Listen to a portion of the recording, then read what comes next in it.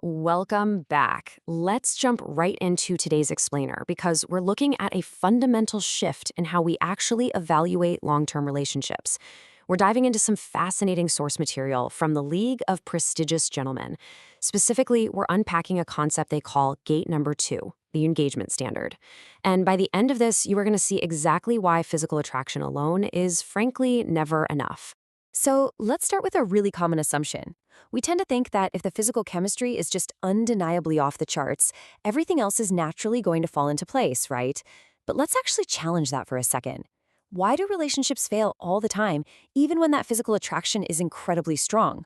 Well, the answer really lies in what happens the exact moment that initial spark inevitably fades.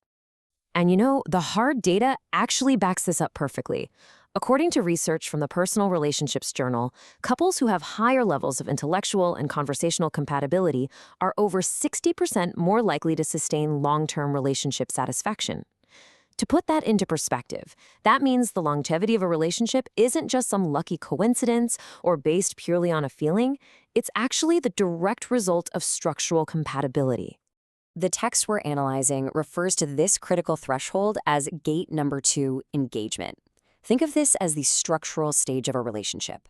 It's that phase where you have to intentionally evaluate a partner's personality, their intelligence, and the actual quality of your mental interactions. Once all that early excitement and adrenaline settles down, what's actually left over? It's the conversation, the energy exchange, and the mental presence. That is what you're left with.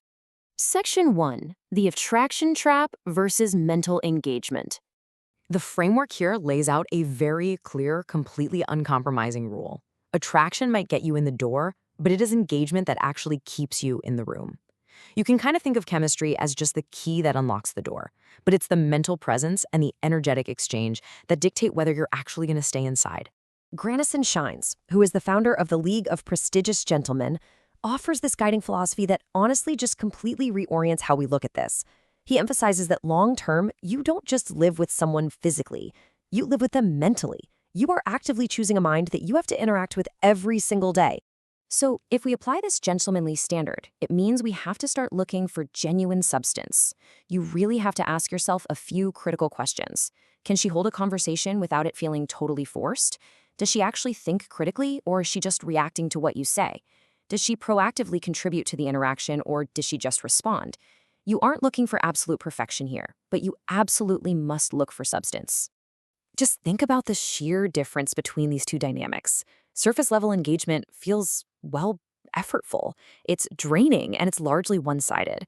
Deep engagement, on the other hand, flows naturally. It feels balanced. And the source gives us a really stark warning here.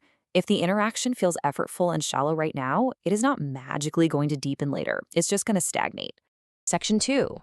Communication is infrastructure. Okay, so communication is literally the infrastructure of your relationship. Why? Because it completely dictates the outcome of your most stressful moments. Does your partner read the room? Do they actively listen? This mental infrastructure determines 3 absolutely vital things: how conflict gets resolved, how boundaries get respected, and how your daily expectations are managed. And here is the kicker. If it's off here, it doesn't just magically fix itself. It compounds. Ignoring early red flags in communication doesn't lead to some gradual improvement over time. It snowballs. It builds into this deep, heavy frustration down the road.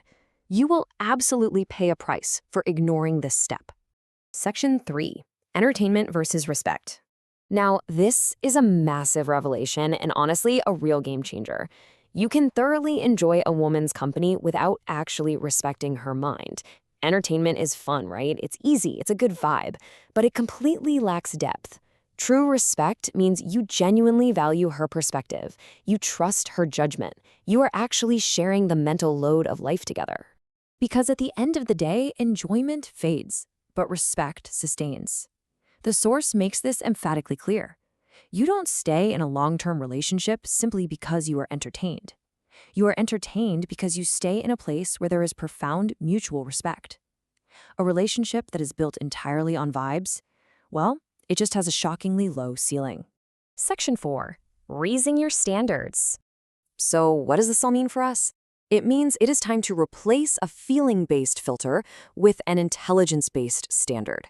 We have to stop just asking, do I like her? And we need to start asking, do I actually respect her? That one single shift completely changes who you date, who you keep around, and honestly, it probably explains exactly why certain past relationships failed. Before we wrap, the material challenges us to perform a really honest self-audit. Do you prioritize physical attraction over mental engagement? Have you confused just having fun with having actual compatibility? Where have your standards simply been way too low? Are you selecting a partner for actual substance, or are you just out there chasing a good time?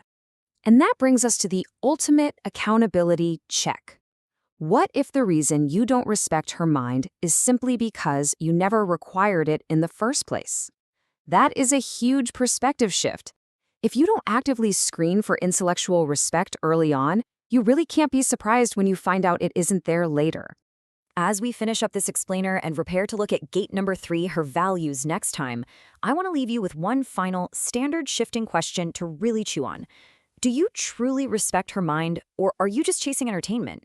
It's time to stop relying entirely on attraction and start rigorously evaluating the mental presence you actually have to live with. Thanks so much for joining me on this explainer, and I'll catch you in the next one.